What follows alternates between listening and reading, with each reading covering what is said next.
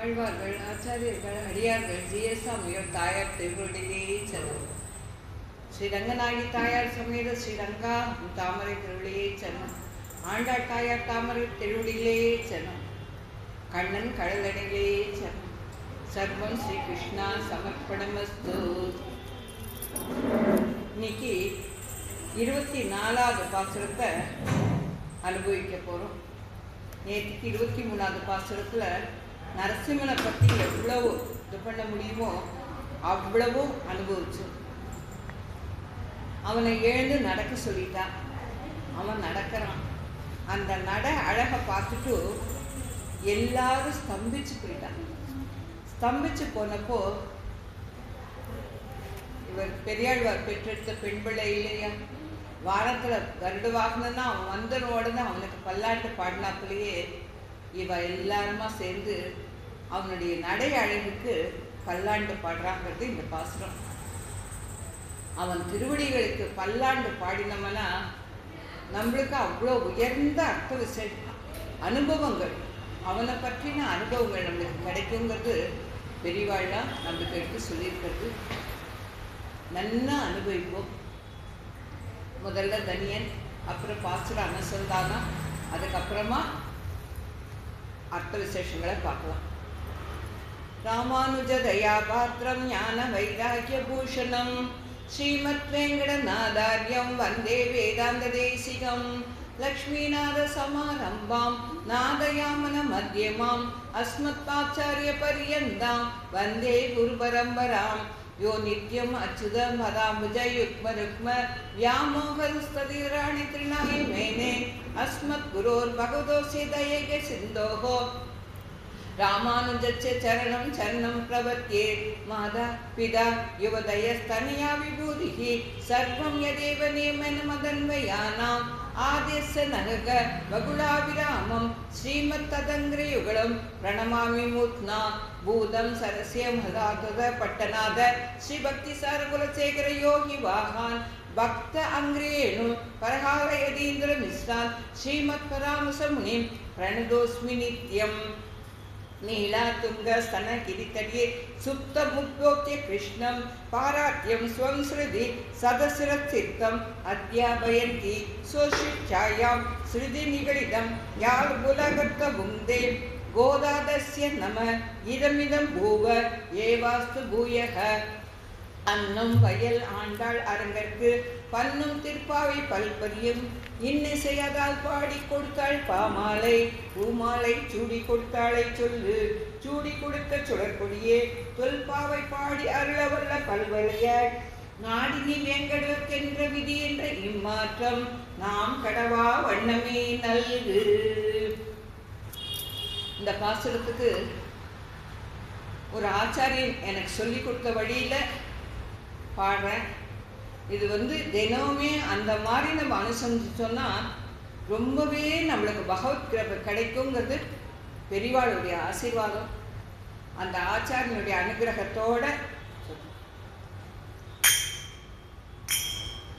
அன்று இந்த உலகம் அளந்தாய் அடி போற்றி, அன்று இந்த உலகம் அளந்தாய் அடி போற்றி, இன்று யாம் வந்தோம் இலங்கேல் ஓரெம்பாவாய், சென்று அங்கு தென்னிலங்காய் செற்றாய் திரள் போற்றி, சென்று அங்கு தென்னிலங்கை செற்றாய் திரள் போற்றி, இன்று நாம் வந்தோம் இதங்கு போன்ற சகடம் உதைத்தாய் புகழ் போற்றி, இன்று யாம் வந்தோம் இறங்கு கன்று குணலாய் எரிந்தாய் கடல் போற்றி, இன்று யாம் வந்தோம் இறங்கு குன்று குடையாக எடுத்தாய் குணம் போற்றி, இன்று யாம் வந்தோம் இறங்கு வென்று பகை கெடுக்கும் வென்று பகை கெடுக்கும் நின் கையில் வேல் போற்றி, இன்று யாம் வந்தோம் இறங்கு என்றென்றும் உன் சேவகமே ஏந்தி பறை கொள்வான் என்றென்று உன் சேவகமே ஏந்தி பறை கொள்வான் இன்றியாம் வந்தோம்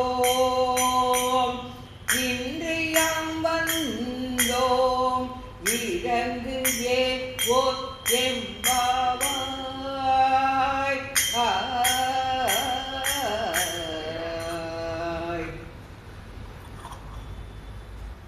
அன்றி உலகம் அளந்தாய் அடிப்பூற்றி. மகாபலி ராஜன் காலத்துல இந்த உலகனை ஈரடியால் அளந்து முடிச்சான். அங்கு சென்று தென்னிலங்கை சென்றார்.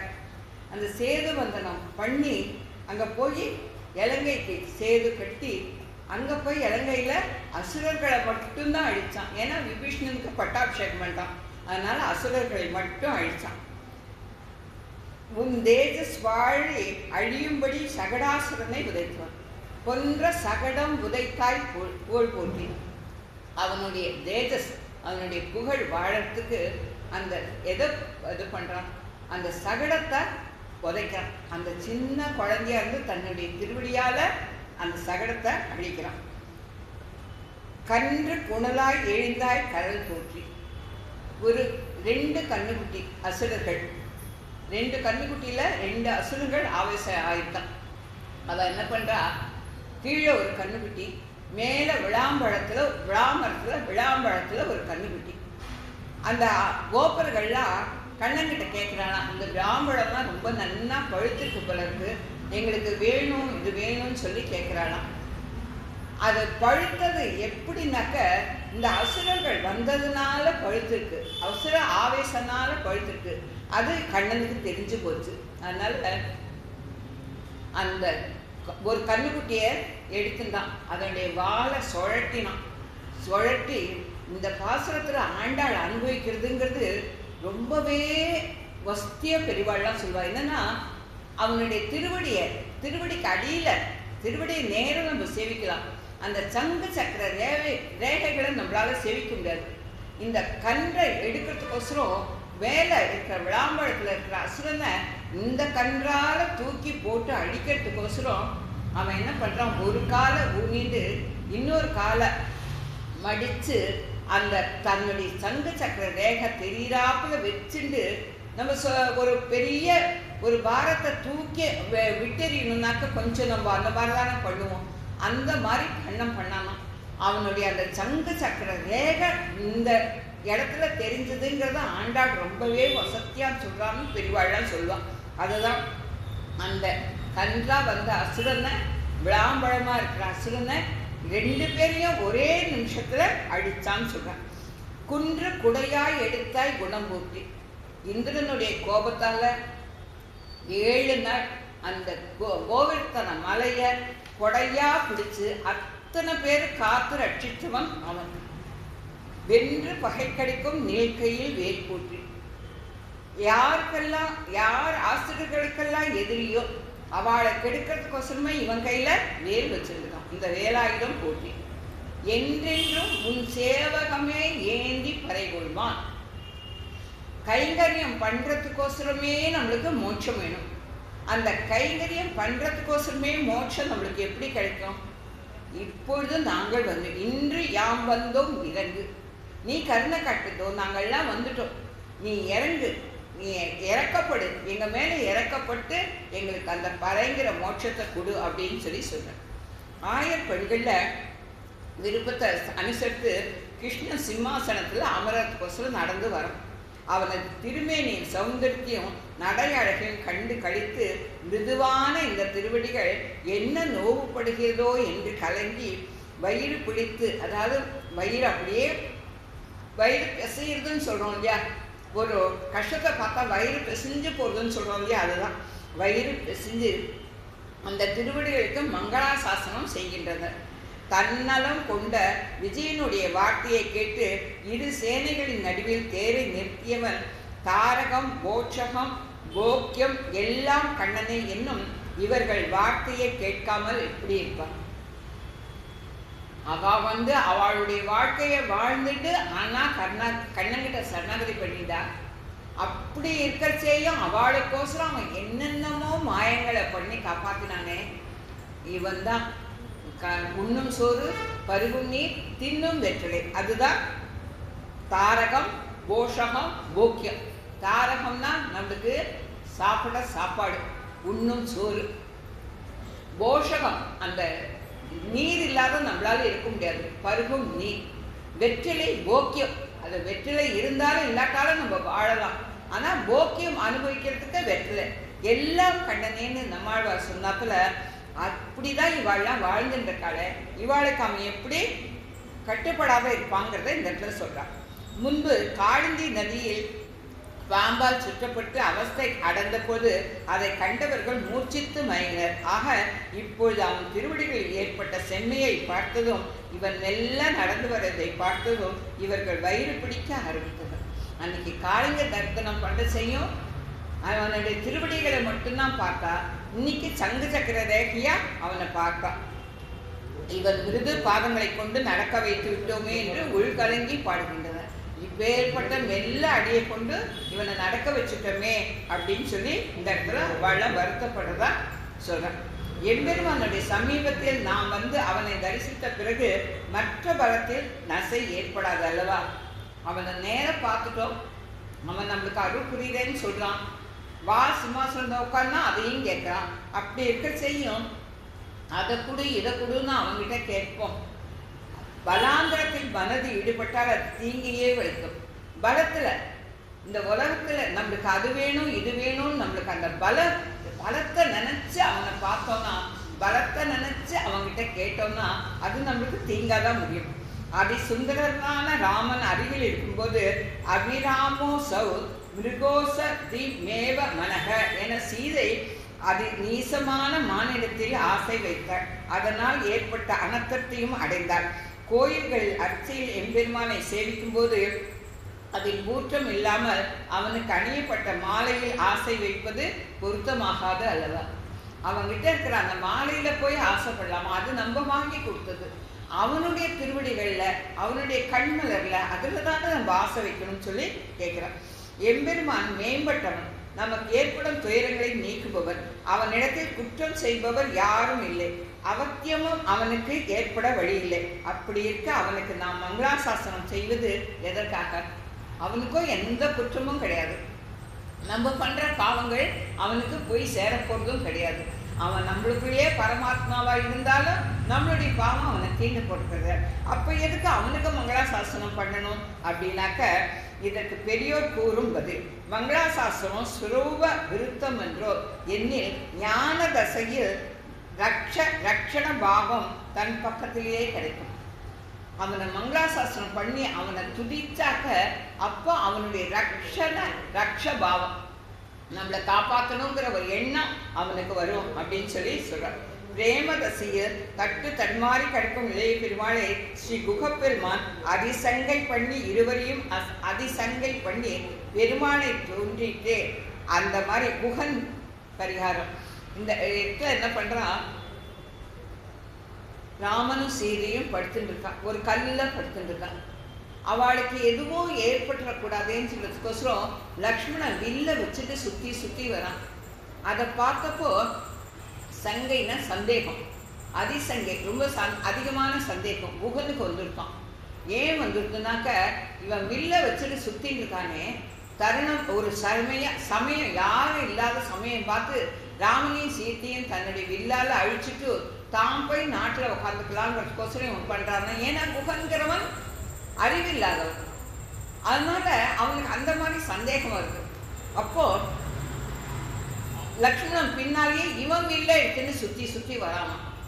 அதுக்கப்புறம் எழுந்ததுக்கப்புறம் தான் ராமன் குகனுக்கு புரிய வைக்கிறாராம், அவன்தான் எனக்கு ரட்சகன், நான் அவனுக்கு ரட்சகம். அந்த மாதிரி தான் என்ன அவன் ரட்சிக்கிறான், நான் அவனை ரட்சிக்கிறேன்னு சொல்லி சொல்றான்னு சொல்லிட்டு சொல்றான். ஓங்கி உலகளந்த அம்பரம் ஊடு ஊடு அறுத்து அன்று உலகம் அளந்தார். இந்த 3 பாசத்தையும் திருவடிகளை பற்றி சொல்றான். இவ்வாறு 3 முறை அனுசந்தித்தது ஆண்டாளுடைய திருவுள்ளம். முன்பு பலிச்சக்கத்தை விட 3 அடி வேண்டும் என்று வினவினார் பெண்பெருமான். அது அவனுக்கு கிடைக்க பெறவில்லை. கடல் திலகம் ஒன்றே நிலம் முழுதும் ஆயிற்று. ஒரு கடல் எல்லா ஒரு திருவடியால் எல்லா இடத்தையும் அளந்துட்டான், இன்னொரு திருவடியால் மேலோகங்களெல்லாம் அளந்துட்டான். அப்போ மூணாவது திருவடிக்கு இடமே இல்லை அவனுக்கு, பலிசக்கரனுடைய தலையில தான் வச்சான் இல்லையா. அந்த மாதிரி அந்த 3 அடிக்கு அவனுக்கு கிடைக்கல. இதை மனத்தில் வைத்து கொண்ட ஆண்டாள், அன்று நீ 3 அடி பெறவில்லை, மகாபலியாலையும் கொடுக்க முடியவில்லை, நான் உனக்கு தருகிறேன், பெற்றுக்கொள் என்கிறாள். எப்படின்னாக்க இந்த பாசுரம் 8 அடி கொண்டது, 3 பாசுரத்தில் 3 அடி இவனை பற்றியது. ஆகவே இவள் அவனுக்கு 3 அடி கொடுத்தாள். பெரியவாழை எவ்வளோ அழகாக வியாக்கியானம் பண்ணியிருக்காங்க போல. அந்த 3 பாசத்தில் மட்டும்தான் அடி அடி அப்படின்னு ஆண்டாள் சொல்லியிருக்கானாக்க, அவனுக்கு அன்னைக்கு 3 அடி கிடைக்கலையேங்கிற ஒரு ஏக்கத்தில் இன்னைக்கு நான் அவனுக்கு 3 அடி கொடுக்குறேன் அப்படின்னு சொல்றதா இந்த இடத்துல பெண்வாள்லாம் எடுத்து சொல்றான். வடிவினை இல்லாத மலர்மகள் மற்ற நிலைமகள் பிடிக்கும் மெல்ல அடியை கொடு வினையேனும் பிடிக்க ஒரு நாள் நான் கூவுதல் வருதல் செய்யாயே அப்படின்னு சொல்லி நம்மாழ்வார் பாடுறார். ரொம்ப நெல்லிய அடி வந்து அந்த நிலமகளும் மலர்மகளும் தான் அதை பிடிக்கிறான்.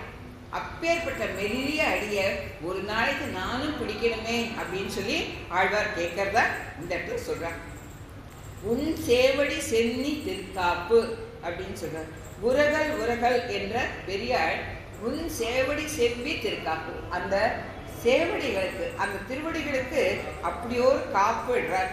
அதை தான் இந்த இடத்துல சொல்றார். எம்பெருமான் தன் திருவடிகளை எல்லா இடத்திலையும் வைத்து எல்லாம் என்னுடமே காட்டும் வகையில் முத்திரையிட்டான். நம்ம அத்தனை பேர் தலையிலேயே அன்னைக்கு காலை வச்சானா. அவனுடைய அந்த சங்கு சக்கர ரேகை நம்ம தலையில பதிஞ்சுதான். திருவடி முத்திரையை பார்த்ததும் முத்திரை பெற பொருள்களை எல்லாம் எம்பெருமானை சேர்ந்தவை என்பதை அந்த முத்திரையை காட்டி கொடுத்துருக்கோம். ஒருத்தருக்கு ஒரு இதுனாக்கா அதை ஒரு முத்திரை குத்துறதுன்னு சொல்றோம் இல்லையா, அதுதான் இந்த இடத்துல எடுத்து சொல்றான். இதை சுவாமி தேசிகன் பிரசக்த மதுனா அப்படின்னு தயா சதகத்துல இதை எடுத்து சொல்றான். ஒரு காலில் சங்கு ஒரு காலில் சக்கரம் உள் அடி பொருத்தி அமைத்த இருக்காலும் கொண்டு அங்கு எளிதால் போல் இலச்சினை பட நடந்து. இதுவும் பெரியாழ்வாருடைய பாசம் தான். அவனுடைய திருவடியில ஒரு காலில் சங்கு ஒரு காலில் சக்கரம். அவன் நடந்து போனான்னாக்கா ஒவ்வொரு அடியிலையும் 1 சங்கு சக்கரம் 1 சங்கு சக்கரம். நம்ம ஸ்ரீஜெயந்திக்கு போது அவனுடைய திருவடியை போட செய்யும். ஒரு சிலர்லாம் அந்த மாதிரி சங்கு சக்கர ரேகையை கூட குறித்து வரைவான்னு சொல்லி பெரியவாள்லாம் சொல்லுவான். அந்த மாதிரி ஒரு காலில் சங்கு ஒரு அந்த உள் அடி பொருத்தி அமைந்த அவனுடைய உள்ளகாலில் தான் அந்த சங்கு சக்கர ரேகை இருக்கும். அது பொருத்தி அமைந்த இருக்காலும் கொண்டு அங்கு எழுதினார் போல், ஒவ்வொரு இடத்துலையும் 2 காலையும் கொண்டு அங்கு எழுதினார் போல் இலச்சினை பட அந்த இலச்சினை முத்திர பட நடந்து அப்படிங்கிற. இங்கே பதம் என்பதற்கு திருவடி என்று ஒரு பொருள், மற்றொரு அர்த்தம் சொல் என்பது. வேதாந்தத்துல தேவதார்களையும் எம்பெருமானையும் சொல்லக்கூடிய சொற்கள் பல உள்ளன. அதுல எம்பெருமானை சொல்லக்கூடிய சொல் இதுதான் என்பதையும் பரதேவதைகள் அவன்தான் என்பதையும் அங்குள்ள அடையாளங்கள் கொண்டு ஞானிகள் அறிவார்களாம் என்பதும் அறியத்தக்கது. தே தத் தர அப்படிங்கிற ஸ்லோகத்துல இதை எடுத்து சொல்றான். திருவடை தாமரையால உலக அளந்த போது பலியினுடைய தலையும் அளக்கப்பட்டது. ஆகையால் மறுபடியும் அவன் தலையிலேயே திருவடியை வைக்க வேண்டியதில்லை. ஆனால் அவன் தலையில் தனியாக திருவடியை வைக்கவில்லை. ஆனால் சர்வ சாதாரணமான ஆக்கிரமணத்தால் முடியும். இது பிரயோஜனம் இல்லை. இவனை பாதாளத்தில் தடுறதுக்கும் அவன் திருவடியில் இருந்த காலை வச்சாதான் முடியும். ஏன்னா ஏற்கனவே அவன் எல்லா தலையிலையும் வச்சுக்கான். திருப்பி ஏன் வச்சானாக்க அவனை பாதாள தள்ளத்துக்கோசரம் அந்த இடத்துல வச்சான் அப்படின்னு சொல்லி சொல்லும். இங்கே கூறப்படாத 2 புதிய அர்த்தங்களும் சொல்றான். என்னன்னா அந்த முறையை ஆண்டாலும் இங்க அனுசரித்து இந்த பாசனத்தை பாடுறான். கூறப்படாத ஒரு 2 அர்த்தம், அதை தான் தாயார் இந்த இடத்துல எடுத்து சொல்றான். என்னன்னா கீழ் சொன்ன அர்த்தங்களை எல்லாம் ஒன்று சேர்த்து சுருக்கமாக சொல்வது. மகாபலி விருத்தாந்தம், ராவண சகட விருத்தாந்தங்கள் இவையெல்லாம் கீழே கூறப்பட்டவையே. ஏற்கனவே எல்லாமே நம்ம பார்த்துட்டோம். அப்படி இருக்க செய்யும் குன்று கொடையாய் எடுத்தாய் என்பது புரியது. சென்று அங்கு தென்னிலங்கை சென்றார். ராமன் காலால நடந்து காட்டுக்கு போய் சேது வந்தனம் பண்ணது. இதெல்லாம் எம்பெருமான் திருவடிகளுக்கு ஏற்படக்கூட உபாதைகளை நினைத்து அதற்கு மங்களாசாசனம் செய்கின்றனர். அந்த தாயார் இந்த புதுசாக இதை ரெண்டுத்தையும் ஏற்படுத்தி கொடுத்து அது மூலியமாக பகவானுடைய திருவடி விசேஷங்களை எடுத்து சொல்கிறார்.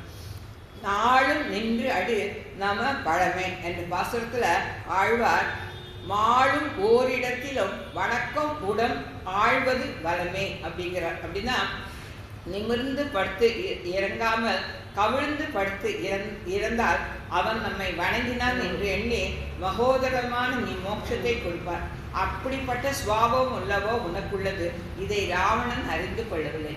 ராவணன் சொன்னான், யாருக்கும் நான் தலை வணங்க மாட்டேன், அப்படி நான் என்னுடைய இறப்புல கூட நான் மல்லாக்க விழுந்து என் உயிரை விடுவேனே தவிர குப்புற விழுந்து இன்னொருத்தரை சேவிக்கிறாப்புல இருந்து நான் உயிரை விட மாட்டேன். அவனுடைய அந்த அகங்காரம். துரியோதனன் உபதேசத்தின் பதிலாக பஞ்ச பாண்டவர்களை கடும் சினம் கொண்ட பீஷ்மாச்சாரியார் போர்ல பாண்டவர்களை குறித்து நாராயண அஸ்திரத்தை பிரயோகிக்கிறார். இதனால் இவர்களுக்கு தீங்கு வந்துவிடும் என்று எண்ணிய கண்ணன் எல்லோரையும் வணங்க சொன்னான். வணங்கியவர்களுக்கு வணங்கும் சுவாபம் உள்ளதோ நாராயணன். யாராவது போய் நாராயணான்னு சொல்லி சரணாகதி பண்ணிட்டாக்க அவன் வாழ காப்பாற்றிடுவான் இல்லையா. உடனே கண்ணன் சொல்றான், நாராயண அஸ்திரத்தை பீஷ்மர் கொடுக்குறான், எரியிறார். அப்போ இந்த பஞ்ச பாண்டவர்கள் அத்தனை பேரையும் அது தாக்கிடும். அப்போ கண்ணன் சொல்லி கொடுக்குறான், நாராயணா நாராயணன்னு சொல்லி அவங்ககிட்ட சரணாகதி பண்ணுங்க. அந்த சரணாகதி பண்ணதுனால அந்த அஸ்திரத்துக்கு பலன் இல்லாத போயிடுத்து அப்படின்னு சொல்றான். திருவடிக்கோசரம் இவ்வளோ அர்த்தங்களை பார்த்தோம். இப்போ திரள், அவனுக்கு என்ன திரள், அவனுக்கு என்ன தேஜஸ் அப்படின்னா தேஜஸ் பிரதாபம். துஷ்டர்களை அழிப்பதற்கு பிரதான காரணம் பிரதாபம். அவனுடைய துஷ்டர்கள், அவனுக்கு யாருமே துஷ்டர் கிடையாது. நம்மளுக்கு இருக்கிற துஷ்டர்கள் தான் அவனுக்கு துஷ்டர்கள். இதற்கே இங்க மங்களாசாசனம். ஜெய ஜெய மகாவீர என்றார் சுவாமி தேசியன். இலங்கையை நீரே செய்த நெடும் சுடர் ஜோதி என்றார் ஆழ்வார். போர்ல அடிபட்டு ரத்தத்துல சாய்ந்தான் ராவணன். சாரதி தன் கடமையை நினைத்து தேரை லங்கைக்கு ஓட்டியிருந்தான். மூர்ச்சை தெளிந்த ராவணன் சண்டை செய்வது எனக்கு உற்சாகம். அவன் பானங்களை எடுப்பதும் கொடுப்பதும் கண்ட எனக்கு அவனோடு மேல் மேலும் போர் செய்ய வேண்டும் என்றார். ஆக நீ தேரை ஏன் ஓட்டி வந்தாய் என்றார். இவ்வாறு ராமனுடைய திறலை ராவணனே போற்றி புகழ்ந்தான் அப்படிங்கிறத இந்த இடத்துல சொல்றான். புகழ் போற்றி. கண்ணன் சகலத்தை அழித்த வரலாற்றை முதலில் குழந்தைகள் தான் அறிந்தனர். பிறகே பெரியவர்களுக்கு தெரிய வந்தது. அழுத குழந்தை காலால் உதைத்தது, அதனால் சகடம் உடைந்தது என்று சொன்ன பிறகும் ஆயர்களுக்கு நம்பிக்கை வரவில்லையாம். இந்த சிறிய குழந்தை அந்த அசுரனை எப்படி உதைத்து அழிக்க முடியும் அப்படின்னு சொல்லி அவள்லாம் சொல்றாங்க. எம்பெருமானுடைய அளவிடமான தன்மையை எப்படி அவர்கள் அறிவார்கள்? நம்மளுக்கே இருக்கட்டும், நம்ம முன்னால வந்திருக்கான், நம்மளோட ஒருத்தராக கண்ணன் பழகிறான்னாக்க அவன் செய்கிற அது விசேஷமான சேஷ்டிதங்களை சட்டுன்னு நம்மளால நம்பிட முடியாது இல்லையா. ஆயர்கள் இன்னும் கீழ்ந்தவா, வழக்கை இடக்கை கூட தெரியாதவா. அப்படிப்பட்டவாளுக்கு இவனுடைய சேஷிதம் எப்படி புரியும் அப்படின்னு சொல்லி இந்த இடத்துல கேட்க. யாரும் ஒரு நிலைமை அலன் என அறிவு அறிய எம்பெருமான் யாருமோர் நிலைமை அனன் என அறிவு எளிய எம்பெருமான். இப்படிதான் இருப்பான், யாரும் ஒரு நிலைமையன் என, இந்த மாதிரிதான் பகவான் இருப்பான் அப்படிங்கிறத என அறிவு அறிய யாராலையும் அவனை காண்பிச்சு கொடுக்க முடியாது. இப்படிதான் அவன் இருப்பான்றதை யாராலையும் காண்பிச்சு கொடுக்க முடியாது. அதே சமயம் எம்பெருமான் யாரும் ஓர் நிலைமையன் என, யாரார் எந்தெந்த ரூபத்துல அவனை தரிசிக்கிறாளோ அவ அத்தனை பேருக்கும் அறிவு எளிய எம்பெருமான். அதுதான் முதலாழ்வார்களை எடுத்து சொன்னான். நீ தாம் முகக்கும் மேனி, நீ எந்த விதத்துல கூப்பிடுறியோ அவன் அதுல வருவான்றத. அவன் அவ்வளோ எளியவன், அவன் ரொம்ப பெரியவன் அரியவன், ஆனா அவன் ரொம்ப எளியவன்கிறத இந்த இடத்துல எடுத்து சொல்றான். பொன்ற சகடம் உதைத்தார்.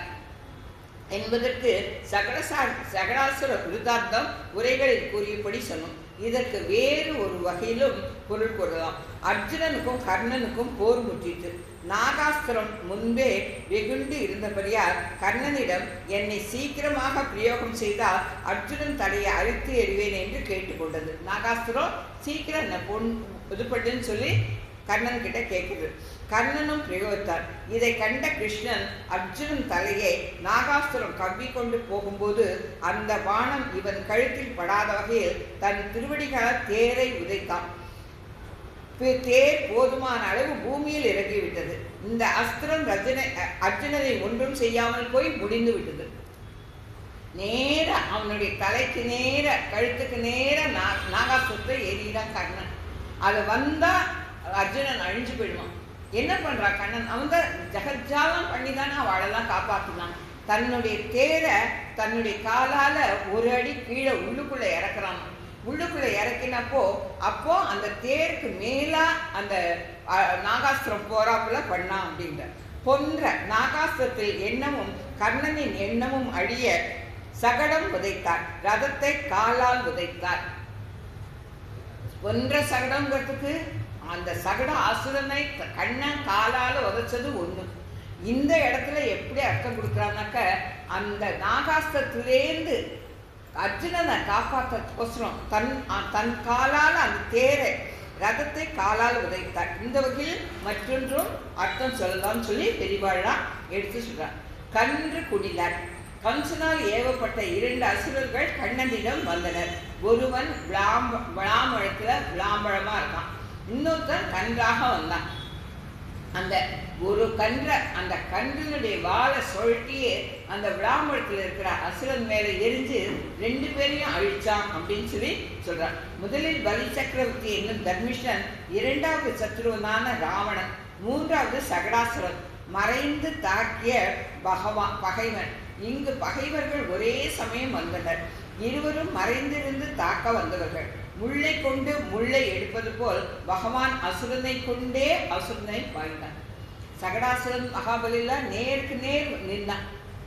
ஆனா ராவணன்லாம் நேருக்கு நேர் போய் பண்ணான். இந்த அசுரர்கள் ஒன்று கன்று ரூபத்தில் வந்திருக்கான், ஒன்று விளாங்கனி ரூபத்தில் வந்ததுனால அவர் முள்ளால் எடுக்கிறா போல ஒரு கண்ணுக்குட்டியை தூக்கி எரிஞ்சே இன்னொரு விளாம்பழமான இன்னொரு அசுரனையும் அழிச்சுட்டான் அப்படிங்கிறத இந்த இடத்துல எடுத்து சொல்றான். இந்த பாசுரத்துல சிலை கால் வளைத்து என்பதற்கு சிலையினுடைய அடியை நன்கு வளைத்து என்றும் பொருள் கூறுவர். சிலை அப்படின்னாக்க வில். சிலர் சிலை தனுஷையும் தன் திருக்கால்களையும் வளைத்து என்றும் கூறுவர். தனுஷை வளைத்து அதன் கயிற்றை நன்கு வலித்து அம்பை அதில் பொருத்தி பின் பிரயோகம் செய்வர். அப்போது ஒவ்வொரு காலையும் ஒவ்வொரு விதமாக வளைத்து வைப்பது வழக்கம். அதை நினைத்து பெரியாழ்வார் திருக்கால்கள் வளைத்து என்றும் கூறுவர். மேலும் போரில் பயந்தவன் கால்களால் தான் ஓட வேண்டும். பாதம் மூலமாக ஓடுதலை விட்டு நிலை நின்று போர் செய்பவன் திறமைசாலிகளாக புறமுகத்து விட்டு ஓடுறதுங்கிறது அரசர்களுக்கு சத்திரியர்களுக்கு கேவலம். அதுதான் இந்த இடத்துல எடுத்து சொல்றான். குன்று குடையாய் எடுத்தாய்.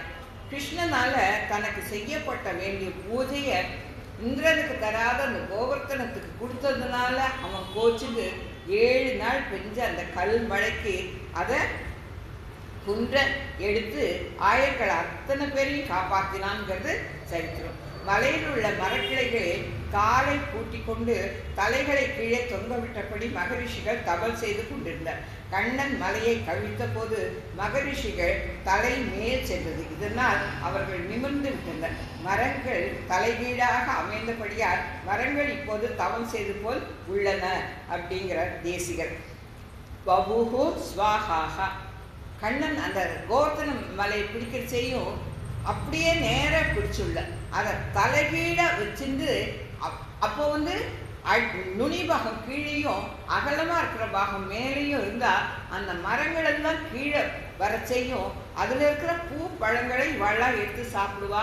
2வது மேலேருந்து வர அந்த மழையை தடுக்கிறதுக்கு நுனி மேலே இருந்ததுனாக்க மழை பெய்யறதுக்கு தண்ணி பூரா இப்படியே உள்ளே இறங்கும். தலைகீழ இருந்ததுனாக்க அந்த மேலேயே அந்த தண்ணி போய் நின்றுடுங்கிறதுக்கோசரம் அப்படி பிடிச்சான் அப்படின்னு சொல்லி சொல்லுவாள். கோவர்த்தனை எடுத்த போது யசோதை தனது குமாரனாக இதை செய்தான் என்று ஆனந்தித்தாள். அவளுக்கு தன்னுடைய குமாரன் இவ்வளோ தூரத்துக்கு பண்ணியிருக்கானே அப்படின்னு சொல்லி ஒரு அம்மாவா அந்த இடத்துல இது பண்ணார். சங்கர பகவத்பாதர் கோவர்த்தன மலையை குடையாய் பிடித்த நிகழ்ச்சியை பல எடுத்துக்காட்டுகளோடு அழகாக பாடுகிறார். மனோஜ கர்வ மோசனம், மன்மதனுடைய கர்ப்பத்தை அடக்குபவரும் அழகிய விசாலமான கண்ணை உடையவரும் ஆயர்களுடைய துன்பத்தை துடைத்தவரும் செந்தாமரை கண்ணனும் தன் கை தாமரையால் தாக்கப்பட்ட மலையை உடையவரும் மந்த ஹாசத்தால் அதி சுந்தரமானவனும் இந்திரனுடைய கர்ப்பத்தை அடக்கினுமான கிருஷ்ண கஜத்தை வணங்குகிறேன்னு சொல்லி அவர் இருக்கின்றார். இன்று பறை கொள்வான். எதுக்கு பறை கொள்ளணும் அப்படின்னா, இவர்கள் மங்களாசாசனம் செய்ய வந்தவர்கள். சேவகமே ஏந்தி என்று சொல்வதன் மூலம் இது புலப்படுகிறது. இதை நீங்கள் செய்து விட்டீர்கள், இனி நீங்கள் செல்லலாம் என்றான் கண்ணன். இவளை பார்த்து சொல்றான், பண்ணிட்டங்கோ, வந்த காரியம் முடிஞ்சு போயிடுது, மங்களாசாசனம் பண்ணிட்டங்கோ, இனிமே நீங்க போகலாம் அப்படின்னு சொன்னப்போ அதற்கு இவர்கள் பதிலுரைத்தனர். நாங்கள் மார்கழி நீராட என்று முன்பு சொன்னோம். எங்களுக்கும் இந்த நோன்பில் சம்பந்தம் உண்டு. ஆக உன்னிடம் பறை கொள்ள வந்து உள்ளோம். பறை கொள்வான் என்றதற்கு பறை கொள்வதற்காக என்று பொருள். அதாவது நாங்கள் நோன்பு நோக்குதும் அனன்ய பிரயோஜனமான கைங்கரியம். அனன்ய பிரயோஜனம், எந்த பிரயோஜனத்தையும் நாங்கள் எதிர்பார்க்கல. உங்ககிட்ட எதையுமே நாங்கள் எதிர்பார்க்கல. நீ எங்களுக்கு என்ன சித்திக்கிறியோ ஆராய்ந்து அருள் ஏலோ எம்பாவாய்னு போன மாசத்துலேயே பாடிட்டா தாயார். நாங்கள் என்னவோ கேட்கல, நீ எனக்கு எங்களுக்கு என்னென்ன சித்திக்கணுமோ, எங்களுக்கு என்னென்ன நடக்கணுமோ அதை நீ கொடு அப்படின்னு சொல்லி கேட்குறான். ஆகையால் மங்களாசாசன பூர்வமாக நோன்பு நோக்க வந்திருக்கிறோம். இந்த மங்களாசாசனம் பண்ணுறதுக்கு என்னன்னா, நோன்பு நாம் முடிக்கணுமே அப்படின்னு சொல்லி சொல்கிறான். இன்று யாம் வந்தோம், இன்று யாம் வந்தோம் என்ற பதங்களை பிரித்து கொள்ளவும், அல்லது இன்றி என்றும் கொள்ளலாம். இன்று யாம் வந்தோங்கிறத இன்றி யாம் வந்தோம், எந்த பிரயோஜனத்தையும் நாங்கள் எதிர்பார்க்கல கண்ணா, உன்னுடைய ஆசீர்வாதம் ஒன்றுத்துக்கோசரம் நாங்கள் வந்திருக்கோம். அப்போது சேவகமே ஏந்தி வந்தோம். பறை கொள்வான் இன்றி பறை கொள்வதற்காக அல்ல என்றும் பொருள் கொள்ளலாம். பாசுர ஆரம்பத்தில் அன்று செய்த உன் செயல்களுக்கு இன்று மங்களாசாசனம் செய்து வந்தோம். நீ விரும்பின தினத்தில் வந்தோம். நீ மட்டும் உறங்காத நாங்கள் வந்தோம். ஆயப்பாடியில் உள்ள அனைவரும் இசைய இன்று வந்தோம். நேற்று அவர்கள் இசையவில்லை, எங்களால் வர முடியவில்லை. நாளை இசைய மாட்டார்கள், நாங்களும் வர முடியாது போய்விடுவோம். ஆகையால் பல பிறப்பு எடுத்தோம். போன எத்தனையோ ஜென்மத்தில் நம்ம அவனை அடைய முடியல. அடுத்த ஜென்மம் நம்மளுக்கு எப்படி இருக்குமோ நம்மளுக்கே தெரியாது. எதுவாக பார்க்க போகிறோம், எப்படி இருக்க போகிறோம், அவங்ககிட்ட பக்தி பண்ண போகிறோமா, அவனை போய் அடைய போகிறோமா, எதுவுமே நம்மளுக்கு தெரியாது. அப்படி இருக்க செய்யும் இந்த ஜென்மம் நம்மளுக்கு வாச்சிருக்கு இல்லையா? ஏன் இந்த ஜென்மத்தில் ஒரு ஆச்சாரமே போய் நம்ம அனுசந்திக்க கூடாது? ஏன் அவர்கிட்ட போய் சரணாகதி பண்ணிக்க கூடாது? அதை தான் தாயார் இந்த இடத்துல எடுத்து சொல்றான். இதுவரை பல்பிறப்பு பிறந்தோம், அப்போது உன்னை அடைய விருப்பமின்றி இருந்தோம். எதிரையோ நாட்டம் போயிட்டு எப்படி எப்படியோ வாழ்ந்துட்டோம். விருப்பம் வந்த இன்று உன்னிடம் வந்துள்ளோம். எங்களுக்கு இந்த ஜென்மமே போருண்டா கண்ணா, பல பிறப்பை எடுத்து எடுத்து ஓஞ்சு போயிட்டோம். இந்த ஜென்மம் போரும், இப்பவே எங்களுக்கு பறை கொடுத்துரு. வாமன அவதாரத்தில் மூவுலகை அடைவதற்கு முயற்சி செய்தார். ராமாவதாரத்தில் தேடி அடைந்தார். அப்படிப்பட்ட உன்னை நாங்கள் தேடி வந்துள்ளோம். பெரியாழ்வார் ஆண்டாள் இருவரும் மங்களாசாசனம் செய்தவர்கள். வையம் தகழியா என்று சொன்ன ஆழ்வார் சூட்டினேன் சொல்மாலை என்றார். அடுத்தவர் ஞான சுடர் ஏற்றினேன் என்றார். அந்த வையம் தகழியா, இந்த உலகம் பூராத்தையும் ஒரு விளக்க மாத்திரேன்னு சொல்லி முதலாழ்வார் சொல்றார். அடுத்தவர் என்ன சொல்றார்? ஞான சுடர். அந்த உலகத்துல அந்த விளக்கத்தினாக்க நம்மளுடைய ஞானம் வந்துடும். அப்படி அந்த ஞானம் வந்துடுத்துனாக்க அடுத்தது என்ன வரும்? திருக்கண்டேன் பொன்மேனி கண்டேன். அந்த திருவனுடைய பொன்மேனியால உன்னுடைய கருத்த மேனியை பார்த்தேன்னு சொல்லி அடுத்தவர் பாடுறார். இதுதான் நம்மளுக்குள்ள விரிவா எடுத்து சொல்றது. இந்த வையத்துல விளக்கேற்றணும், அந்த விளக்கு வெளிச்சத்துல நம்மள ஞானம் பிரகாசிக்கணும். அந்த ஞானத்து மூலியமா திருவோட கூடின அவனை சேவிக்கணும் அப்படின்னு சொல்றான். உன் அடிக்கீழ் அமர்ந்து புகுந்தேன் என்றார் நம்மாழ்வார். அகல்களேன் இறைமேன்றி அகல்மேல் உரைமார்பாங்கிற பாசுரத்துல உன் அடிக்கீழ் அமர்ந்து புகுந்தேன், எனக்கு வேற கதி இல்லைடா கண்ணா, உன்கிட்ட வந்து சரணாகதி பண்ணிக்கிட்டேன்னு சொல்றாரு. அதுக்கு உடனே பகவான் என்ன சொல்றான், அடிக்கீழ் அமர்ந்து புகுந்தேன் என்று என்று அருள் கொடுக்கும். வந்துட்டியா, என்கிட்ட வந்துட்டியா, வா வா அப்படின்னு கூட்டு ஆஹா ஆஹான்னு அருள் கொடுக்கிறவன் அவன்.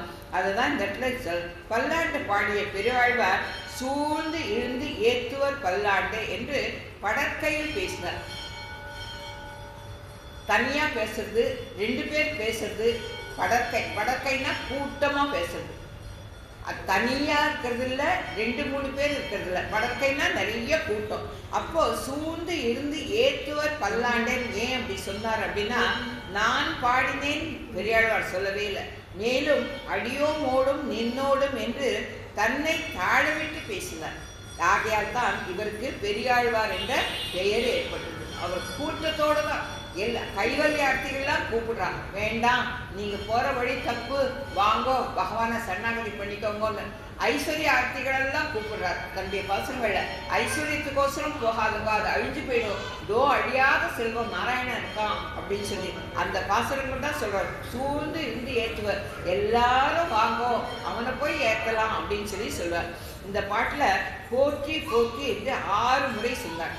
ஞானம், பலம், ஐஸ்வர்யம், வீரியம், சக்தி, தேஜஸ், அவனுக்கு இருக்கிற 6 கல்யாண குணங்கள், முக்கியமான கல்யாண குணங்கள் 6.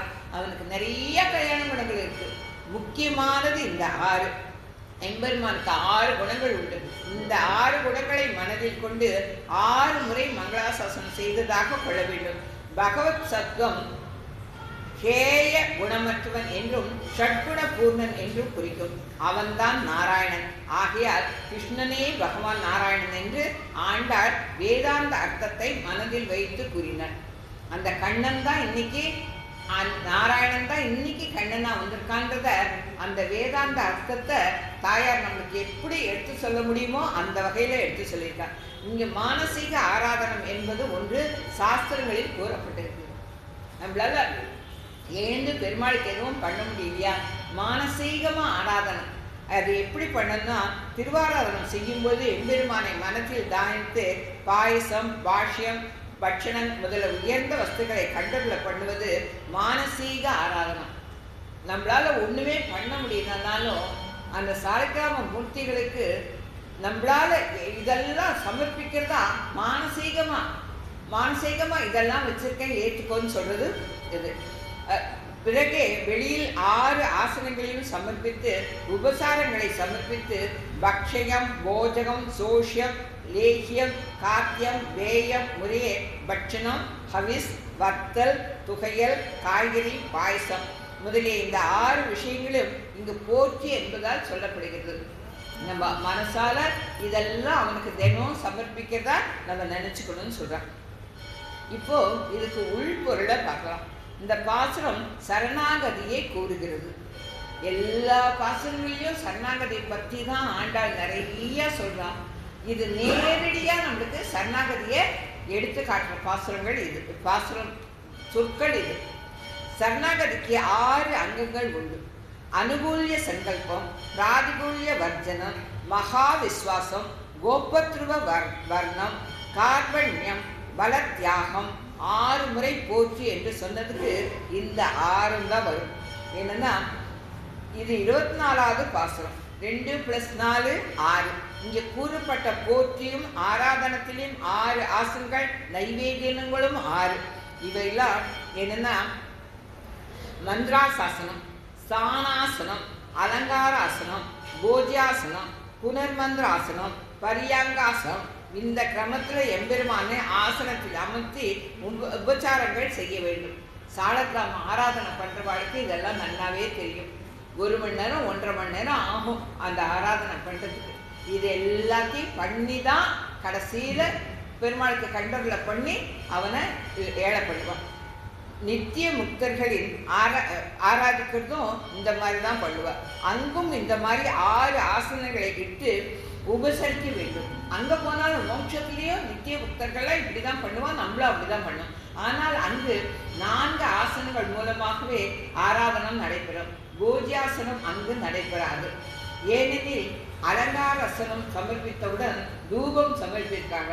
அந்த சமயம் எம்பெருமான் தூப கையால் மறைந்து விடுகிறபடியால் வெண்ணெயை திரட்டி உண்பதற்காக கோகுலம் வந்து விடுவானாம்.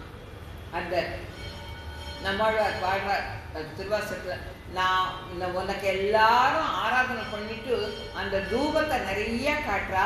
அந்த புகையில, ஏன்னா அங்கே கால நிர்ணயம் கிடையாது, எவ்வளோ நேரம் அந்த புகை இருக்குன்றது தெரியாது. அவன் அந்த போஜனம் பண்ணுறதுக்கோசரம் அந்த நேரத்தில் அங்கேருந்து கண்ணனா இங்கே வந்தான். 120 வருஷம் இங்கே இருந்தான். அந்த முதல்ல இருக்கிற அந்த 12 வயசு வரைக்கும் மதுரைக்கு போகிற வரைக்கும் எங்கெங்கெல்லாம் எவ்வளோ வெண்ணெய், அவன் வெண்ணெய் திருடினாங்கிறது வேற ஒன்றுமே இல்லை. அவளுடைய விதிகளை மாற்றினான், அவளுடைய பாவ புண்ணியங்களை அவன் வாங்கிட்டான், அவளுக்கு மோட்சத்தை கொடுத்தான். அந்த ஆயர்குலர் கோப்பர்களுக்கும் கோபியர்களுக்கும் மோட்சத்தை கொடுத்தாங்கிறது தான் வெண்ணெய். அந்த வெண்ணெய் சாப்பிட்றதுக்கோசரம் வந்தானா அத்தனை பேருக்கும் அவன் மோட்சம் கொடுத்தாங்கிறது அர்த்தம். ஆகவே நித்திய முக்தர்கள் போஜனாசனம் சமர்ப்பிக்கும் போது எம்பெருமான் இருப்பதில்லை. தீபம் ஏற்றி பார்க்கும்போது ஐயோ காணவில்லையே என்று வருந்துவாராம். இதை ஆழ்வார் சூட்டு நல் மாலைகள் தூய ஏந்தி இன்னொருக்கால் நல்ல நீர் ஆட்டிய தூபம் தராமிருக்கவே அங்கு ஒரு வாழையினால் ஈட்டி வெண்ணு தொடுவுண்ண போய் நீலேற்றுவான் கூர் கோட்டிடையாழி கூத்து அடலாயத்தன் குப்பினுக்கே அப்படின்னு சொல்லி நம்மாழ்வார் பாடுறோம். அந்த லீலா விபூதியில கோகுல விஜயத்தை விஸ்தரித்து அவ சொல்றான். உன் கொடியால் திருமகளும் நீயுமே நிலா நிற்ப கண்ட சதிர் கண்டு ஒழிந்தேன். அந்த உன் திலா திருமகளும் நீயுமே நிற்ப, அந்த மாதவனை கண்டுட்டா சதிர் ஒழிந்தன், என்னுடைய சாபங்கள் எல்லாத்தையும் அழிச்சிட்டேன்னு சொல்லி சொல்றான். அவன் முகப்பே என் இருப்பு, அவனுடைய முகத்துல அந்த புன்சிரிப்பு வர்றதுதான் நம்மளுக்கு முக்கியமா நம்ம எடுத்துக்கலாம். இங்க இருந்தபடியே விலகுவர், சமயம் அறிந்து விலகுவதும் ஒரு கைங்கரிமை. ஒரு இடத்துல ஒரு சமயத்துல வேற ஒரு காரியம் நடக்க போறதுன்னா அந்த சமயம் அறிஞ்சு நம்ம விலகி போயிடணும். அதையும் சொல்றாங்க. யதோ இமாகி பூதாதி ஜாயந்தே அப்படிங்கிறது உபதேசம். பரமாத்மா ஜகத்காரணம் என்று சொல்கிறது. அவன் பழைய காலத்தில் ஒருவனாக இருந்து கொண்டு சந்தோஷமற்றவனாய் இருக்கிறான். பிறகு தான் இன்புற வேண்டி உலகத்தை சிருஷ்டிக்கிறான். அன்று பிரளயத்தின் முடிவு காலத்தில் இந்த உலகங்களை இமாமி பூதாதி படைத்து தனக்கு சுவாதீனமாக ஆக்கிக் கொள்கிறான் அப்படின்னு சொல்றான். அப்படி படைச்ச பிறகும் தான் பல அவதாரங்கள் மூலமும் ஆச்சாரியர்களாக அவதரிப்பின் மூலமும் படைத்த அந்த உலகத்தில் சென்று அழகிய சரீரத்தை ஆழ்கின்ற ராட்சசனான மனசை, நம்மளுக்கு இந்த சரீரத்தை ஆழ்வது ராட்சசத்தனமான நம்மளுடைய மனசு, அதுக்கு ஞானோபதேசம் செய்து அடக்குகிறார். சம்சார பந்தத்திற்கும் மோட்சத்தை அடைவதற்கும் மனசு தானே நம்மளுக்கு முக்கிய காரணம். மனசு வச்சா எல்லாம் நடக்கும்னு சொல்றோம் இல்லையா, அதுதான். நெஞ்சமே நல்லை உன்னை பெற்றால் இனி என்ன குறைவினம் மைந்தனை மலராள் மணாளனை துஞ்சும் போதும் விடாது தொடர் கண்டாய் அப்படின்னு சொல்லி நாடுறான். நல்லை நெஞ்சே, இந்த மனசை தான் நம்ம தட்டி கொடுத்து எழுப்பணும். இந்த மனசை எவ்வளோக்கு நம்ம தட்டி கொடுத்து எழுப்புறோமோ அந்த மனசு என்ன பண்ணும், துஞ்சும் போது விடாது தொடர் கண்டாய், தூக்கத்துல கூட அவனை விடக்கூடாதுன்னு சொல்லி ஆழ்வார் எடுத்து சொல்றார். யானும் என் நெஞ்சம் இசைந்து ஒழிந்தோ வல்வினையை காணும் மலையும் புக கடிவான் தானோர் இருள் அந்த மாமேனி என் மீறையார் தந்த அருளென்னும் தண்டால் அடித்து. நம்மளுடைய பகவான் ஒரு தண்டு வச்சிருக்கான், அவனுடைய கருணைங்கிற தண்டு. அதால என்ன பண்றான், என்னுடைய மனசும் நானும் எசைஞ்சு போயிட்டோம், இந்த உடம்பும் மனசும் ஒத்துண்டு. அப்படி ஒத்துண்டப்போ என்னாச்சு, அவனை நினைக்க ஆரம்பிச்சிட்டோம், 2 பேருமே அவனை நினைக்க ஆரம்பிச்சிட்டோம்.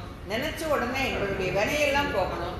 அந்த வினை எப்படி போகும்னாக்க பகவான் அவனுடைய தண்டு கருணைங்கிற தண்டால அடிச்சான், அதனால போயிடுது அப்படின்னு சொல்லி சொல்றான். கன்று போல் இருந்த பாவங்கள் குன்று போல் வளர்கின்றன. மழை வந்து நம்மேல் விடாதிருக்க நாம் பிடித்துக் கொள்கிறோம். பிராரப்தம் சஞ்சிதம் முதலிய பாவங்கள் நம்மேல் விழுந்து நம் சுக துக்கங்களை கொண்டாத வகையில் எம்பெருமான் தன் சௌசல்ய சௌலபிய வாத்சல்யம் அந்த கல்யாண குணங்களை காட்டி நம்மளை ரட்சிக்கலாம். ஒரு கவி அரசனையும் பாடி ஒன்றும் பெறாத வருடத்தில் அபாக்கியமாகிற குடையை நான் பிடித்து கொண்டு இருப்பதால் என்மேல் நீ வர்ஷிக்கிற தங்க தாரையில் பிந்து விழவில்லை என்றானா. நான் ஒரு தத்ரோங்கிற கொடையை பிடிச்சிருக்கேன், அதனால உன்னுடையது கிடைக்கலன்னு சொல்றானா. அப்போ எம்பெருமானின் சௌசீரிய சௌலபிய குணங்களாகிய குடையின் கீழ் நாம் இருப்பதால் நம்மிடத்தில் பாபதாரையின் பிந்து சிறிது கூட உள்ளது. அவனுடைய அந்த சௌசல்யம் சௌலபியம் வாத்சல்யம்லாம் நம்மளுக்கு இருக்கிறதுனால அதனால நம்மளுக்கு அவனுடைய அந்த கருணை மழை நம்மக்கிட்ட இருக்கிறதுனால நம்மளுடைய பாவ புண்ணியங்கள் நம்மளை தாக்க மாட்டேங்கிறது. இதனால் மனசை அடைக்கணும். வேறு ஸ்வர்க்கம் நரகம் மார்க்கங்களையும் தவிர்த்தோம். சொர்க்கத்துக்கு போகணும் நரகத்துக்கு போகணும் எந்த வழியுமே நம்மளுக்கு இல்லை. ஏன்னா எம்பெருமான் திருவடிகளை சரணாகதியும் செய்ய பெற்றோம். அவங்ககிட்ட நம்ம சரணாகதி பண்ணிட்டோம். அப்போ வைகுண்டமும் செல்ல போகிறோம். இனிமேல் நம்ம நேராக அர்சாதி மார்க்கத்தில் நேராக வைகுண்டம் போகிறோம். ஆனால் அங்கு எல்லாவற்றையும் அறிந்து எம்பெருமானிடம் கைங்கரியம் செய்ய தடையான ஒரு பாவ விசேஷம் நீங்க பெறவில்லை. நமக்கு இன்னும் ஒரே பாவம் இருக்கு. என்னன்னா, சுழல்கின்ற சக்கரத்தை நிறுத்தினாலும் அது சிறிது காலம் அது சுற்றி கொண்டுதானே இருக்கும். ஒரு வேகமாக சுத்தத்தை சக்கரத்தை நிறுத்தினா கொஞ்ச நாள் அது மெதுவாக சுத்திட்டு தான் அது நிற்கும். அந்த மாதிரி கற்பூரம் தீர்ந்த பின்னும் அதன் மனம் அந்த பெட்டியோடு நிறைந்திருக்கும். அதுபோல சர்வஜனான ஆவிர்வாவத்துக்கு தடங்களான பாவ சம்ஸ்காரம் நமக்கும் பகை. அதை எம்பெருமான் இவனை பரியங்கத்தில் நிறுத்தி தம்மே வேலாயுதம் சங்கல்பத்தால் நீக்கி விடுகிறான். அவனுடைய பகை கெடுக்கிற நம்மளுடைய வினைகளை அவன் வேலாயுதத்தால் நீக்கினா மட்டும்தான் நம்மளுக்கு அது மோட்சம். ஸ்ததி கிருதன் அனுகதக சூக்ஷ்ம சம்ஹார யோக அப்படின்னு சொல்லி சுவாமி தேசிகன் அருள் செய்தார். இவ்வாறு அவனுடைய படைக்கும் தொழிலை போற்றியும் எங்களுடைய சஞ்சலமான மனத்தை அடக்கும் தன்மையை போற்றியும் பாவ புண்ணியங்களால் ஏற்படும் பலனை நாம் அனுபவிக்காத வகையில் உபகரிக்கிறோம். அவனுடைய குணங்கள் எல்லாம் போற்றியும் மோட்சத்தில் சகலவிதமான அனுபவிக்காத வகையில் உன்குணங்களை போற்றியும் மோட்சத்தில் சகலவிதமான அனுபவங்களுக்கு தடையான பாவங்களை போக்கும் வகையை போற்றியும் இருக்க உன்னிடம் கரை கொள்ள இங்கு வந்துள்ளோம். இதை நீ ஆராய்ந்து எங்களுக்கு அருள் செய்ய வேண்டும். எங்களுக்கு இதெல்லாம் விருப்பம். இது எல்லாத்தையும் உன்கிட்ட ஒப்படைச்சிட்டோம். இதில் ஆராய்ந்து எங்களுக்கு எதெல்லாம் கொடுக்கலாம்னு நினைக்கிறியோ அதெல்லாத்தையும் கொடு அப்படின்னு சொல்லி சொல்கிறான். உள்பொருளின் பதவுரை பார்க்கலாம். அன்று இந்த உலகம் அளந்தாய் அடி போற்றி அங்கு சென்று தென்னிலங்கை சென்றாய் தெருள் போற்றி. சிருஷ்டி காலத்தில் இந்த எல்லா உலகங்களையும் படைத்த உன்னுடைய திருவடிகளால் சரணாகதி செய்து உகப்பதற்கும் அந்த உலகிற்கு அந்தர்யாமியமும் விபவவாமியம் ஆச்சாரியராகவும் அவதரித்து மனத்தை விவேகம் மூலமாக அழிக்க கருதிய உன் சக்தியை போற்றுவதற்கும். நம்ம மனசில் இருக்க அந்த ராட்சச குணங்கள் அசுரர்கள் அழிஞ்சாலும் மட்டும்தான் நம்மளுக்கு ஆச்சாரியம் போகணும் சரணாகதி படிக்கிறோங்கிற நல்ல புத்தி வரும். சகடம் கொன்ற திரள் போற்றி சகடம் கொன்ற உதைத்தாய் புகழ் போற்றி குணிலா கன்று எழுந்தாய் கல்போற்றி அப்படிலாம் மாற்றி தான் அர்த்தம் வரும்னு சொல்லி பெரிவாழம் சொல்லுவார். உன் சக்தியை போற்றுவதற்கும் நரக ஸ்வர்க்க மார்க்கங்களுக்கு காரணமான ஜீவர்களின் மரோதத்தை அழியும்படியும் செய்கிற உனது கீர்த்தியை போற்றுவதற்கும். நரகமோ சொர்க்கமோ வேண்டாம், இந்த உலகமும் வேண்டாம், உன்னுடைய நீ இருக்கிற அந்த பரியங்கம் தான் எங்களுக்கு வேணும்னு சொல்றதுக்கும் எரி தடி போல் ஹிம்சிக்கின்ற கன்று போல் விரும்பக்கூடிய புண்ணிய பாவங்களை அழிக்க திறமை பெற்று உள்ளார். அவங்ககிட்டேருந்து அந்த அவனால மட்டும்தான் நம்மளுக்கு புண்ணிய பாவங்களை அழிக்க முடியும். கடல் போற்றி குன்று குடியாய் எடுத்தாய் குணம் போற்றி வென்று பகை கெடுக்கும் நின் கையில் வேல் போற்றி வீர செயல்களை போற்றவும் சிகரம் போன்ற வைகுண்ட லோகத்தில் ஏக சக்கராதிபதியார் ஸ்வேத சத்திரத்தை தரித்த அந்த சக்கராயுதத்துக்கு இருக்கிற பெருமை யாராலையும் அளவிட்டு சொல்ல முடியாது. பகவான் அப்படி மனசுல நினைச்சாலே அந்த சக்கரம் உடனே கிளம்பி வருமா. அவன் யாரை எப்படி என்ன பண்ண சொல்லியிருக்கானோ அந்த மாதிரி பண்ணிட்டு போகும்.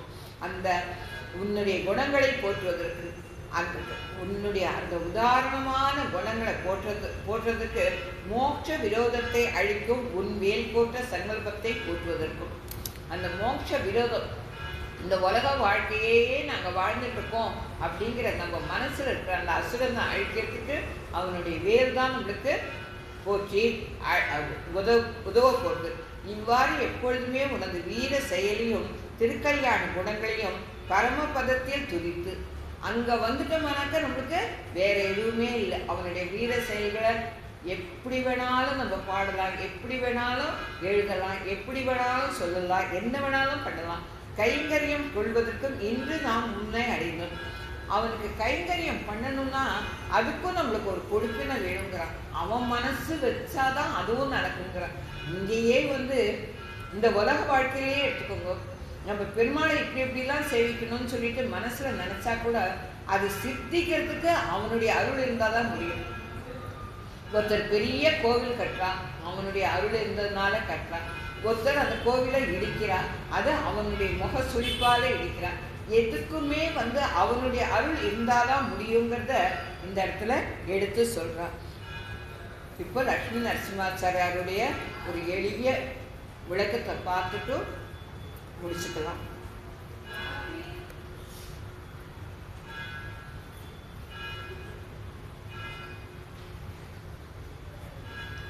பெண்களுடைய பிரார்த்தனையை ஏற்றுக்கலாம். அவர்களுடைய இஷ்டப்படி நடந்து நடை அழகி அவர்களுக்கு காட்டிவிட்டு அவர்கள் பிரார்த்தித்தபடி சிம்மாசனத்தில் சிங்கம் போல உட்காந்துக்கிறான். அந்த ஸ்ரீகிருஷ்ணனை சேவித்து பல்லாண்டு பாடுறான். அன்று இந்த உலகம் அடந்தா அடி போற்றின்னு ஆரம்பித்து அதில் பாடுறார். இதில் ஒரு சந்தேகம் வருது.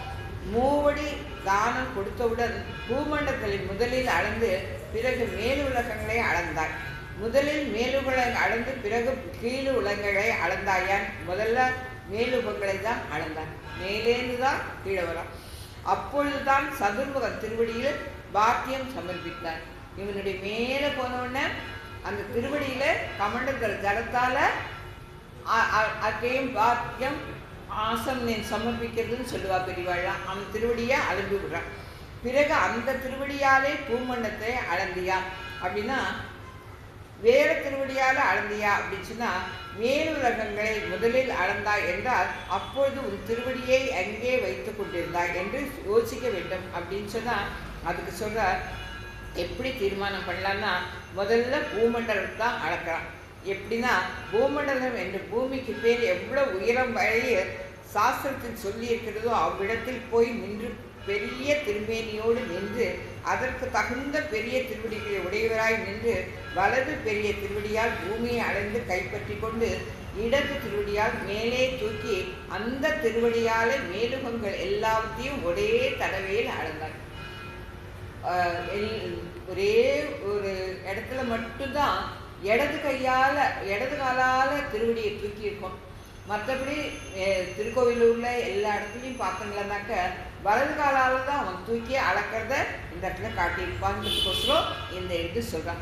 திருவடியில் உள்ள சங்க ரேகை, சக்கர ரேகை, கல்பக ரேகை, துவஜ ரேகை, அங்குச ரேகை, பத்ம ரேகை முதலவற்றை கண்டு சதுர்முகன் இது பரம்பா புருஷனுடைய திருவடி என்று நினைத்து அபிஷேகம் பண்ணான். அந்த திருவடி மேலே வந்தப்போ இத்தனை ரேகையும் பார்த்துட்டு பகவான் தான் வந்திருக்கான்றத பண்ணான். இப்படி உலகம் அனைத்தும் ஈரடியால் ஒடுக்கி அப்படின்னு சொன்னா கூட அந்த உலகத்தை ஈரடியால் ஒடுக்கி அளந்தவன் அவன். அன்று உலகம் அளந்தாய். அதுக்கு இது சிருஷ்டிகாலம் வந்தவுடனே பிரம்மாண்டம் வரையிலுள்ள உலகங்களை சிருஷ்டித்து சர்வம் கலு இதம் பிரம்ம என்று எங்கும் அந்தர்யாமியாக இருந்து அளந்தாய். அப்படிப்பட்ட எம்பெருமானுடைய நீ இன்று இவ்வுலகம் அளந்தாய். அன்னைக்கு எல்லார் மனசுலையும் இருந்தியே. இப்போ இந்த உலகத்தை ஒரு யாசிச்சு இந்த உலகத்தை அளந்தையே அப்படின்னு சொல்லியா.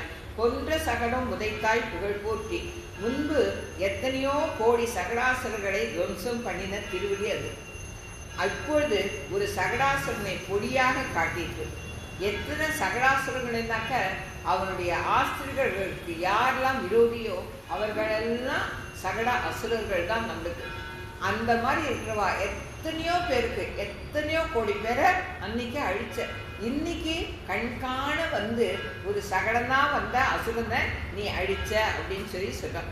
ஒவ்வொரு ஜீவாத்மாவையும் சகிக்க முடியாத துன்பங்களை அடையும்படி பண்ணி திண்டாட வைத்து பகவானுடைய சம்பந்தத்தையும் அடையாமல் செய்து கொண்டிருக்கிற சகடாசுரர்கள் பல கோடி பேர்கள்.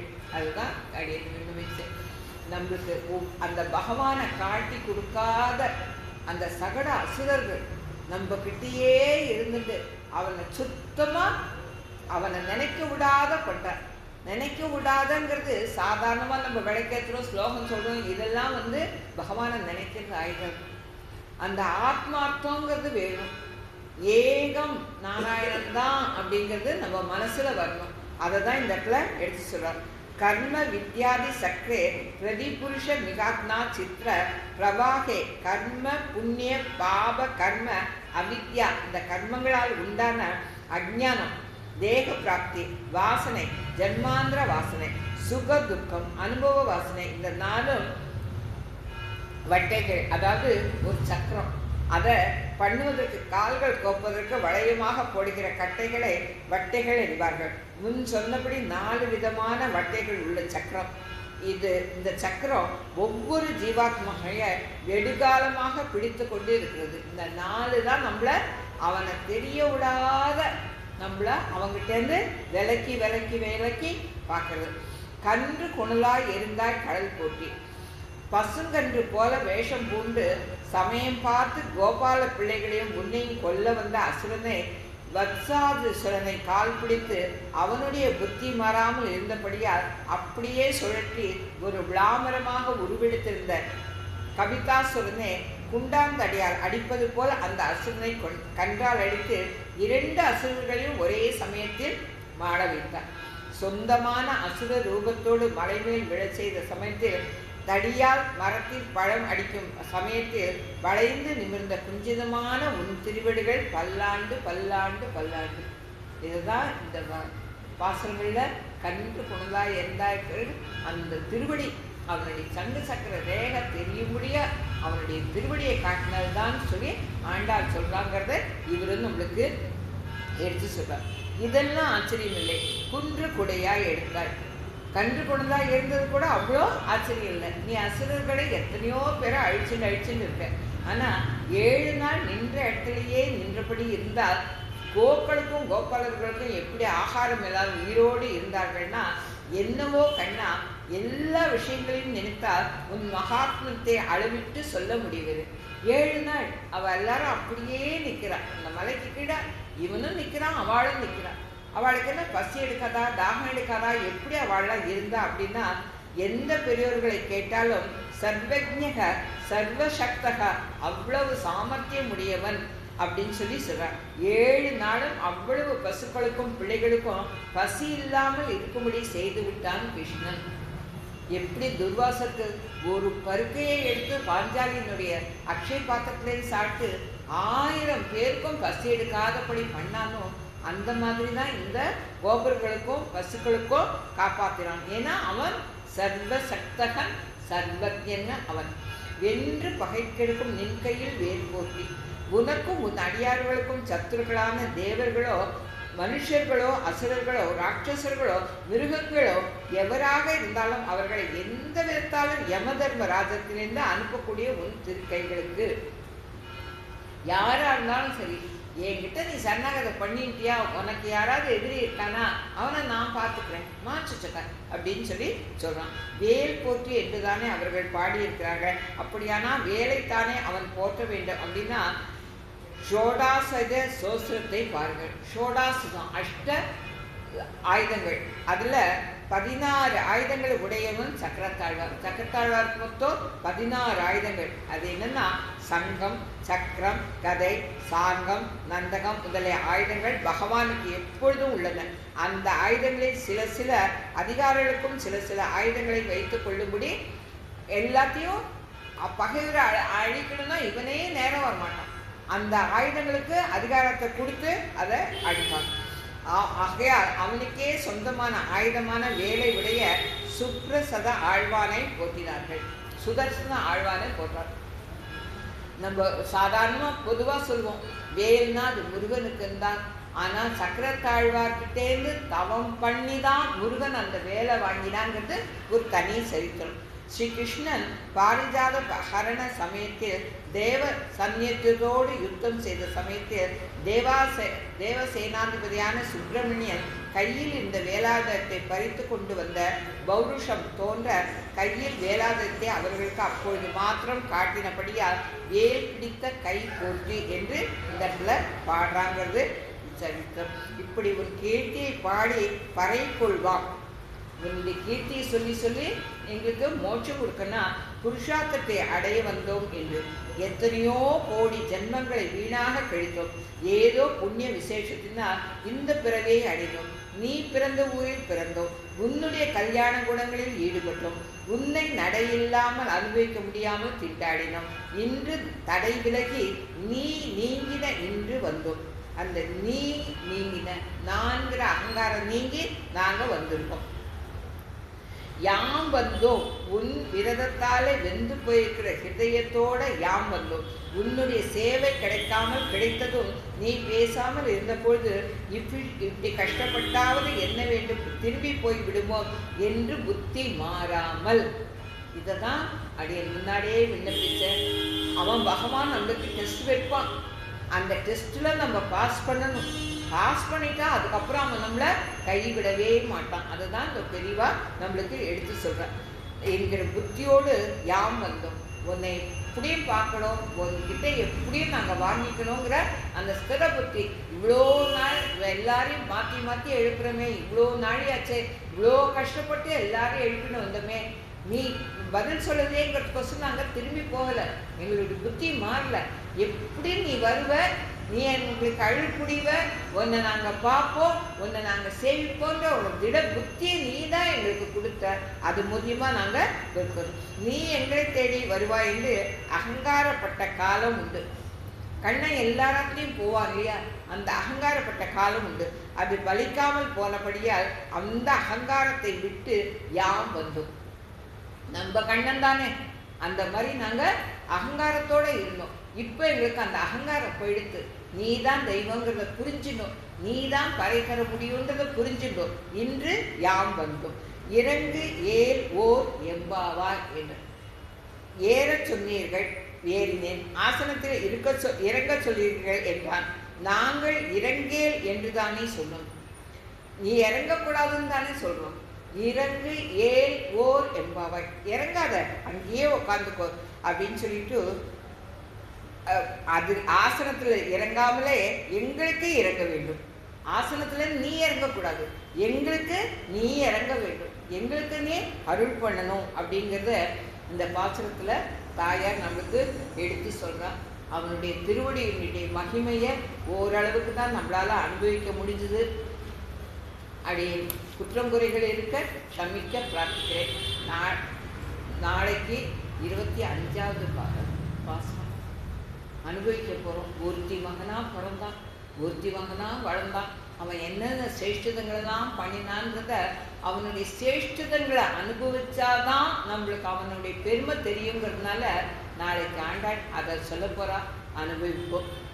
கோதை பிறந்த ஊர், கோவிந்தன் வாழும் ஊர், ஜோதிமணி மாடம் தோன்றும் ஊர், நீதியால் நல்ல பக்தர் வாழும் ஊர், நால்மறைகள் போதும் ஊர், வில்லிபுத்தூர் வேதர் கோல்,